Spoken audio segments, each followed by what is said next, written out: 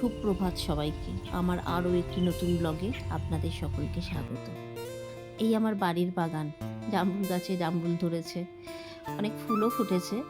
বাগানে পরিচর্যা মূলত মা আর শান্তনুই করে, আমার আর সেভাবে করা হয় না। যাক, চলুন বাড়ির দিকে যাওয়া যাক। বেশ কয়েক মাস আগে একটা এয়ার ফ্রায়ার কিনেছিলাম। ফ্রেঞ্চ ফ্রাই ছাড়া আর সেভাবে কিছুই রান্না করা হয়নি। আজ ভাবছি একটু মাছ ভাজবো, এক্সপেরিমেন্ট করে দেখা যাক কেমন হয়। যদি ভালো হয় তাহলে আবার পরে ট্রাই করব।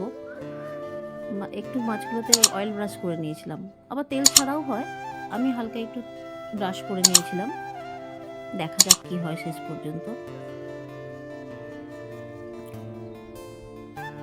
ওদিকে স্নেহা গান করতে বসেছিল।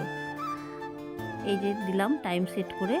অনেক দিন এটা ইউজ করিনি বলে ঠিক একটু থতমতো খাচ্ছিলাম। 14 মিনিট টাইমে দিয়ে দিয়েছি। মাঝখানে আর একবার উল্টে নিতে হবে।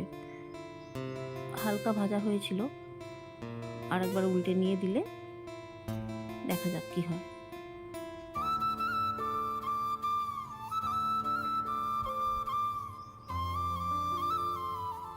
সাত মিনিট পর একবার উল্টে দিয়েছিলাম, 14 মিনিটের ছিল মোটামুটি হয়ে এসছে। তাই এই যে দুটো এই যে স্নেহা গান করছে এখানে। চলুন দেখা যাক শেষ পর্যন্ত মাছটার কি হলো। এই যে মোটামুটি হয়েছে, আর একটু হয়তো টাইম বেশি রাখতে হতো। এই যে কমপ্লিট।